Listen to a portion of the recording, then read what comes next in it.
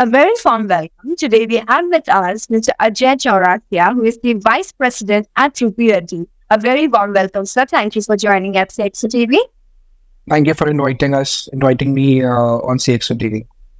It's our pleasure, sir. So before we proceed further into the interaction and the most happening industry right now is the fintech one. So before we deep dive and get into further discussion over this, we would actually like to hear from you how your journey has been so far over the years. If you can share some brief to our CXOTV audience, it would be great, sir.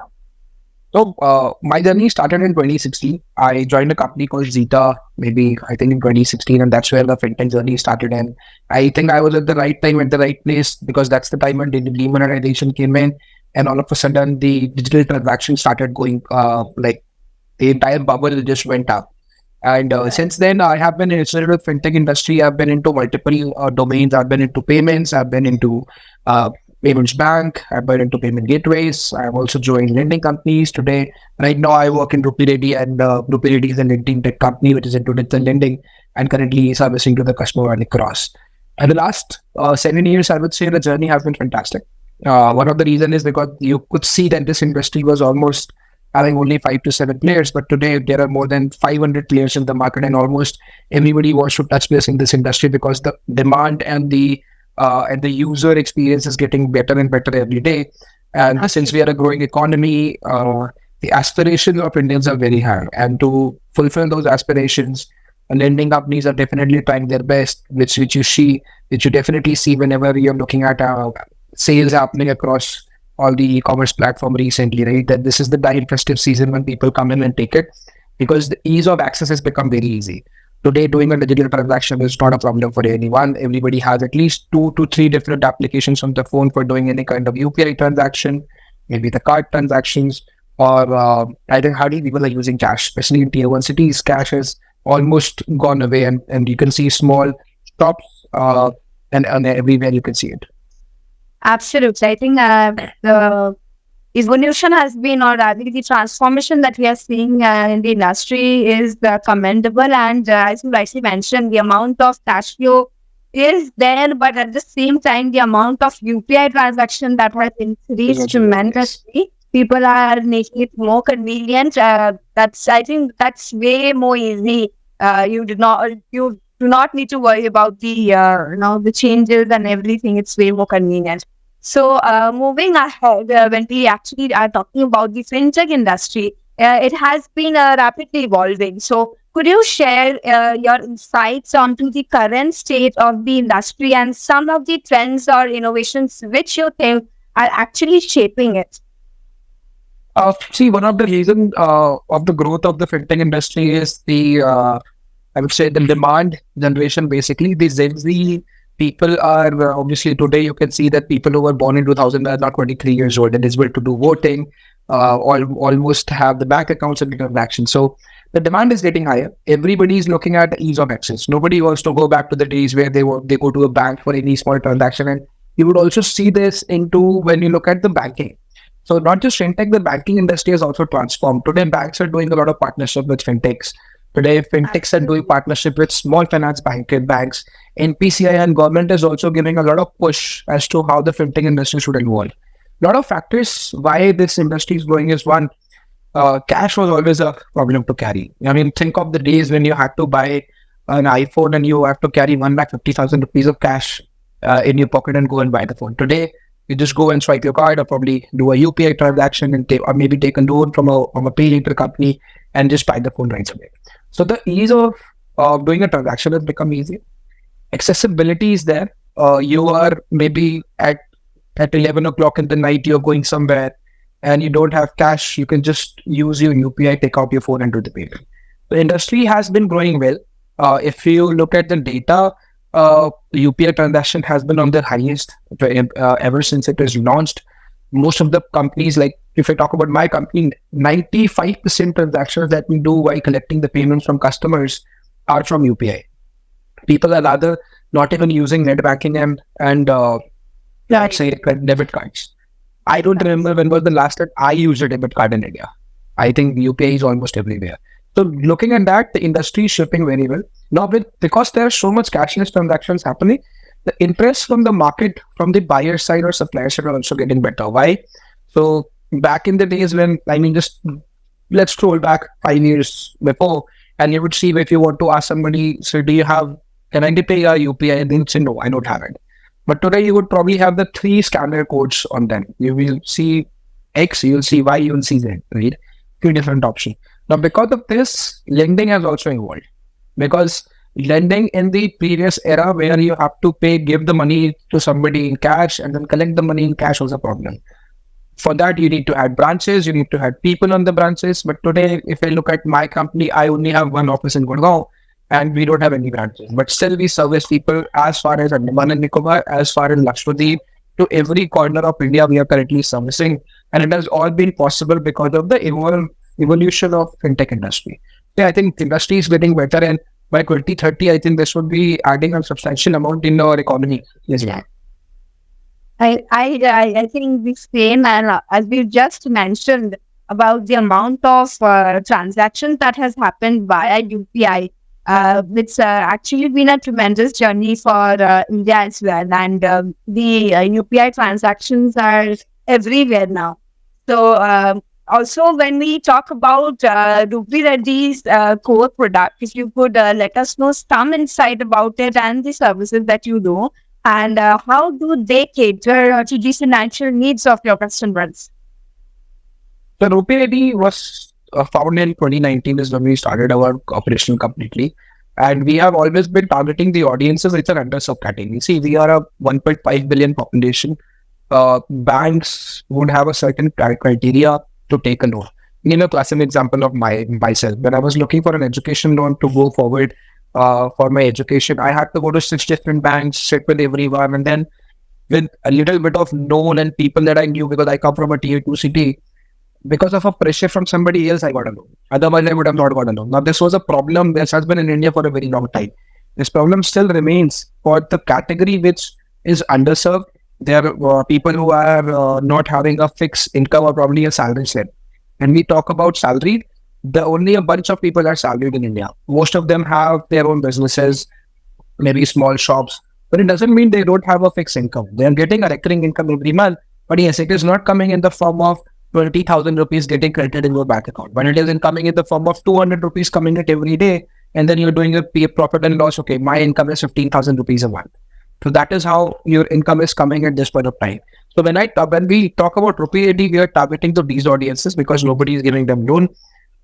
We are trying to transform the life of these category of customers because almost nobody is there in this market to support them. They end up into the local lenders that they have, which have charges are very high, and then they don't have an options, and there are multiple other reasons to have challenges. But in our case, we are trying to focus to this category specifically. Products that we have today is completely into personal loan. So we don't have pay later or anything. We are completely a personal loan application, which provides loan from ranging from as low as 2,000 rupees to up to 25,000 rupees. We are probably working on some other bigger products also, but at this point on, this is the target audience. And you not believe that a lot of customers do come for 2,000 rupees. I mean, for us, 2,000 rupees might not be too much of amount. But when the person is in need, for them, probably this 2,000 rupees is to pay a tuition fee of the kid, pay a rent of their house, or maybe they want to buy something as less as possible. So that's how we are trying to make a difference in the market and be available for this audience. Understood. I think we must keep up with such kind of things, especially when it comes to debt financial loans, which is very rare, and the charges that are being charged that are very high.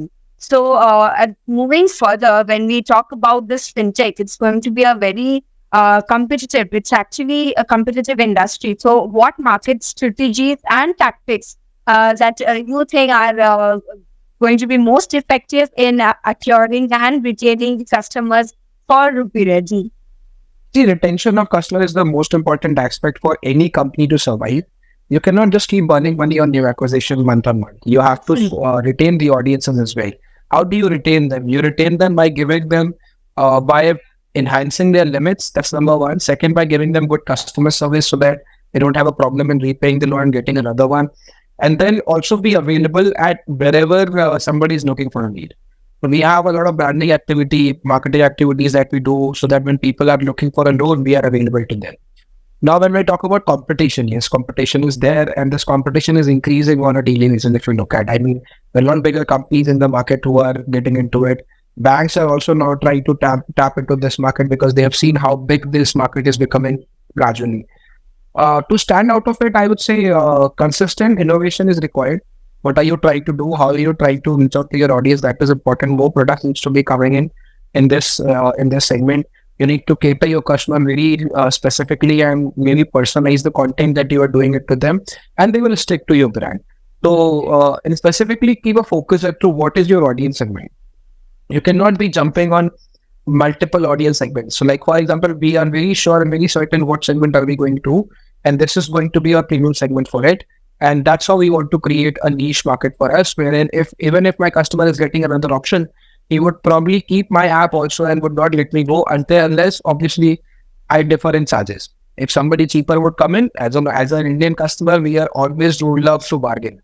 And when there is nobody to bargain in front of us, we will always compare. And that's a smart way of buying or taking a loan in the market as well. That you compare where you're getting the better rates and then you go for it. So I think despite the competition, we are doing good. Our business is doing good. Our customers are retaining. We have more than 70% customers who retain with us, who take second loan or third loans from us. The retention strategy is going to define whether we would be able to grow further or will I be just lost in competition. So your major target audience are, as you could mention. Major target audience are tier 2, tier 3 cities. Tier 1 cities, still not the main target audience. Tier 2, tier 3 cities where the possibilities of them getting a credit is difficult because they're not able to see a lot of options. That's one. Second, in terms of age, we are looking for 25 years of age to 40 years of age because this is the right time for you to start thinking whether you want money or not. Because taking a loan from anyone, not just talking about myself, even everybody knows that if you have a loan, that's a liability to you. You always want to make sure that liabilities are less and income is higher. So and that you learn after 25, and you by 30, 35, you are obviously better than this. So 20 to 22 is the age ratio. And when you look at the bureau score, we give loans as low as 400 of bureau score also, and as up as 800 as well. Depending upon your risk analysis of the audiences and the customers, we give them different products with different rates and charges. So that's how we work upon it. But majorly, people with an income age of 15,000 to 35 to 40,000 is our target audience, who are either starting their career or they are from lower middle class or maybe underserved categories, whatever way the target audience is. Right. So when we are talking about especially money, it's very important that you gain the trust of the customer. So how does RupeeRedee actually prioritize the customer experience, and what strategies do you employ to build as well as maintain this trust with your users? See, trust factor is definitely important, especially what has happened in the last 4 years, and what you see in last 4 years has happened in this industry with a lot of fake applications coming in and a lot of hanky-panky things have been done. So one thing that we do is we don't collect your contact accesses. We don't collect your images or media from your phone. We take the pictures only for the KYC purposes that is required, but nothing else. We don't take those info. So first, your personal information is safe for us. Second, we have our own NBFC called Fintech Private Limited. So we are not working with any third-party NBFC of this sort of time. We have our own NBFC. RupeeRedee works with this NBFC and gives you a loan. We are RBI governed. We follow all the RBI guidelines. Third, on the application, as soon as you download my app, you would be able to see on the first screen the name of my NBFC. Then, okay, this is a registered NBFC that is there. And throughout the journey, we show you the charges. We show you all the documents that are required. And we show you 3 times. We show you on the application summary when your loan is approved. Then this is your key fact statement. Just look at the charges. If you agree with these charges, what is the loan amount? What are you going to repay? Or what you're going to bet the money in the bank account? All that information is there. And then you get the sanction. And even after this, before disbursing the loan, we send a OTP to you that you have to accept, and you are going for the loan disbursals. So a lot of information we give to customers before they take the loan, just to be sure that they know where they are taking loan from, what are the repayments they are going to pay for. And that's one of the reasons. See, situations come, then when customer says, okay, I cannot repay, then maybe the charges are high. That is there. But then this audience is very less, because most of the audiences know that they're taking a loan from us. So trust factor comes in when the moment you become transparent to your audiences. And we are very transparent to our audience in terms of website. You can go and you can see our rates and charges. You can go on the app and you can see it, and we show it to you multiple times, and then only the loan is disbursed. It's not like you applied and I just transferred the money to you. The entire journey is being done as per the RBI guidelines. Okay. So moving ahead, the amount of digitization is happening, and the amount of technological advancement that we are seeing, data analytics as well as AI is playing a significant role in fintech.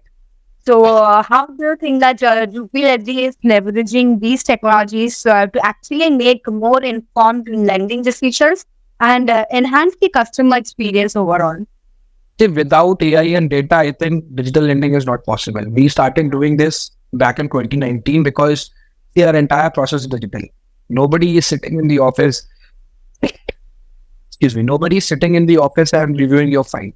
So if a customer is applying a loan, whatever data he is giving me while the journey is happening, at the same time, with the help of technology and data, we are verifying this information right away from NSDL for PAN card, from UIDI for Aadhaar card, for bureau's code from any of the bureaus coming in. So all this data is getting verified right away. And then we have our own AI tool, which is basically in our segment called Business Loan Engine, which automatically runs the algorithm, and based on the information collected and which city you are applying from, what is your PIN code, what kind of device you are using, is it an Android phone, is it an Apple phone, is it a high-end phone or a low-end phone, we are able to decide whether this customer is good enough to pay back or not.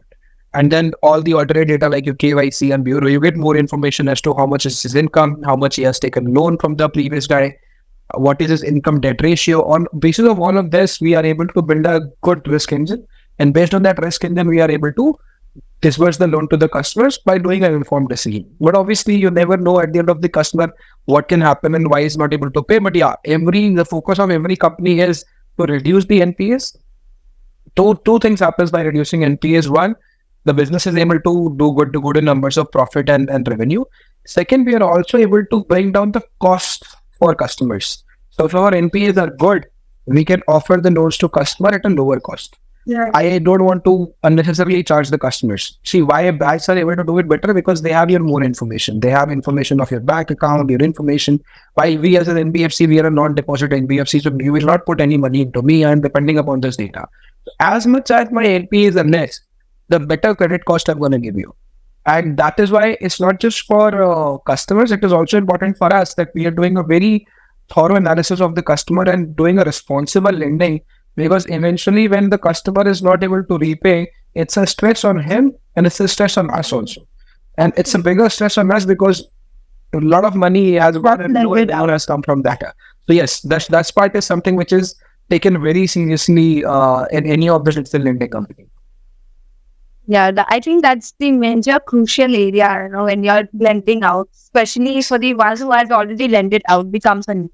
So moving ahead, when we talk about the financial sector, regulatory compliance is very vital. So how do you think that RupeeRedee is actually navigating and adhering to the relevant financial regulations and compliance requirements? So financial regulation is obviously important. As I told you, we have our own NBFC also. Yeah. So when you are having a license, then you come under RBI purview. So you have to go through those compliances, because if you miss out on any of the compliances, eventually you could be asked to stop the business or probably cancel the license. So this is the most important priority for us. So our first priority is compliance. Second priority is risk, and then third priority is collection, and then we come down to marketing and product and other areas. But these are the most important part. How we are compliant to it, we follow all the guidelines. We share all the we follow the fair practice code. We share sanction letter, loan agreement, key fact statement. We take explicit consent from customers before doing moving any further steps. We give a transparency to customers on that. While doing the calling or collection calling, we make sure that none of our agents are abusing, nobody is harassing the customers. Sometimes the collection calls may go up and down, like, okay, the heated conversation could be there, but there is a zero tolerance policy for abuse or harassment in the company itself. And that is the policy that we have been following. And that's where I think we make a difference in the market. Another important aspect of compliance is while when you are doing the process, during the process, you have to follow a lot of compliances. During the product creation, you have to follow the compliances. When you are deciding the rule engine and the privacy policy and the terms and conditions of the company, and everything has to be taken care and making sure that everything as per the RBI compliances. Yes, these compliances do affect the ease of business in India, but then we also agree that because to have only serious player in the market, this saturation has to be done. Otherwise, everybody would start lending, and that would be more competitive market for us. But if we have this regulation, we know we only have serious players in the market, and I know these are the people that I have to compete with, and I can go ahead and move forward. And it is good for everyone in the market when the compliances are there, because then you have a clear guideline what you can do, what you cannot do, and this is the space you want to operate in. And then you are able to build your process and businesses around it so that you are growing as well as you're profitable, but you're not actually crossing any of the compliances also. Correct. So, could you further little bit talk about RupeeRedee's global and India footprint and its business achievements over the last 12 to 18 months and what, in your view, are the critical factors that have been crucial for RupeeRedee's success in such a dynamic and competitive market? RupeeRedee, and so I'll talk about two companies. RupeeRedee and Fintech are the two companies. Both work exclusively with each other. We don't work with anybody else. We have our shareholding in BFSI and Paysa, which has given us in the past. We have already raised more than $11 million in funding. We are raising $2 million more dollars that came in month of July. Another $6-7 million are coming in the coming time. And all of this because we see India has a big potential in the market. We see that we can do a lot of more work in India. We have businesses across the world and majority into all kind of payment and financial services. And India is one of the growing businesses that we have. Overall, because of the growth and that we have seen in the last 2x, and thanks to our customers, today we get on an average of 300 to 400,000 customers organic. We don't even spend money for that. Yeah. People are coming on their own looking for our name and typing it. I have even seen our competition using our name to get traffic on their platform. That means we are doing something right and we are able to get customers on board. The plan and expansion is very clear. We want to build a sustainable model in India. We want to come up with bigger products. We want to come up with products up to 12 months. We want to get into different other streams also. We are also raising funds locally. We already have 2 local lenders in India who have given us debt. Very soon we are coming up with 3 more lenders, some bigger name in the market who are going to help us out for growing our businesses. So the plan and execution is great for the next coming years. This year we are trying to disburse at least 1,000 crores by the end of the year. Within a year of 250 crores, which is on track. And if fingers crossed everything goes well, then we would be able to achieve this target. Okay. So, now what would be the top focus areas and expansion plans, which actually I have mentioned while conversing in the previous parts. So, over the 2 to 4 years, so you can just give a quick brief on that. So you're talking about the previous 2-4 years or the future for both 3 to 4 years? It's going to be the future for 2 to 4 years. Basically, the top focus or expansion plans that you're looking ahead. See, top focus, if I talk about my immediate attention is going on the branding part, where we want to reach out to our audience into more impactful way and tell them what we are trying to do, and how we are trying to transform the digital lending part in it. So the next 1 year, you would probably see us coming up more available in the market. You might see us on television also and coming up on the OTT platforms where we are trying to promote ourselves. So that's one of the plans. Second is, in the next 2 or 4 years, what we are trying to do is we are trying to increase our book size. We are trying to become a non-systematic NBFC in the coming 2 years. And we want to be the top 10 lenders in India. So we are already on Google Play Store under top 10. This number keeps on going up and down depending upon the budget that everybody is using in marketing and promotions. But yeah, we made our numbers in top 10 lenders on Google Play Store also. The expansion point of view, we would be probably hiring another 50 to 100 people in the next couple of years. We are expanding our local team in India. We are doing a lot of branding. We are probably doing a lot of partnerships in India. We are onboarding more partners in India for in all categories, in marketing, in product, in business. We are onboarding more partners so that we can strengthen our product and strategy in this. So in the next 2 years, the target is, and we should be in the race when it comes to digital lending and should not be falling behind. So that we don't want to regret on something that we should have done this so that this would not happen with us. So that's the focus area that are there for expansion. So all efforts in line, and especially when we talk about collaborations and partnerships are very much significance, especially in the fintech sector. So looking ahead, when we talk about it, what do you envision as the most significant developments in the fintech industry in the next few years, and how do you think that RupeeRedee is positioning itself to adapt to those changes? See, the next big thing that is going to come is subsequent to what came last year into digital lending guidelines. And finance ministry and RBI have already said that you have to form a self-regulatory organization. That is something that everybody is looking forward, because after that, I think this dilemma from the customers and from the market would go away, that who is the good lender, who is the bad lender. And that is very important, because that's where Google would also have a clear guideline that, okay, if you have, example, how today we have a license from RBI to do business. Similarly, fintech would also get a license from RBI or an approval that you are okay to move forward and promote your thing from Google. So that's something that we are definitely, everybody is looking at in the market. Second is going to be how competitive it is going to be, because customers are going to overlap at some point of time. I'm pretty sure if you would also have at least 2 to 3 bank accounts. Nobody in India has one bank account. Everybody has options, but which bank account has more money is something that you decide on your own. Like, okay, this is my emergency account. I only put funds in this, which I can use in emergency. This is my account for all the EMIs that are there. This is my account where I get my salary. That's how Indians are managing their bank accounts, right?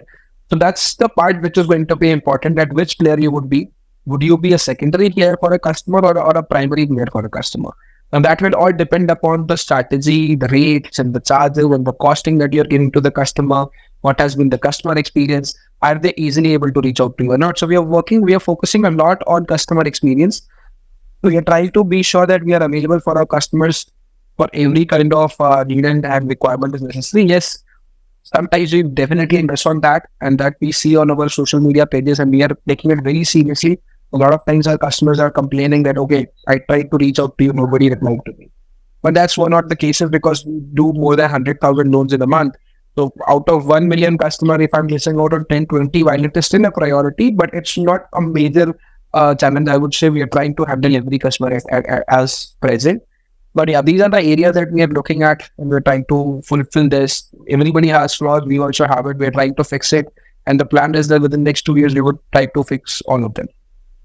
I think that's wonderful, and we wish RupeeRedee a very good luck to all these achievements that it's looking forward to. And when it comes to the fintech industry, I think being competitive and at the same time going so much digitized is again a challenge, as well as something the users are looking forward to. And thank you so much, sir, for joining at CXOTV and sharing such insightful knowledge to our audience. It was our pleasure to have you. Thank you, Urvi. Thank you for inviting me on CXOTV. Hope you have a wonderful day. Thank you. Yes. Thank you, sir. For more updates from CXO TV, please like and subscribe to our channel.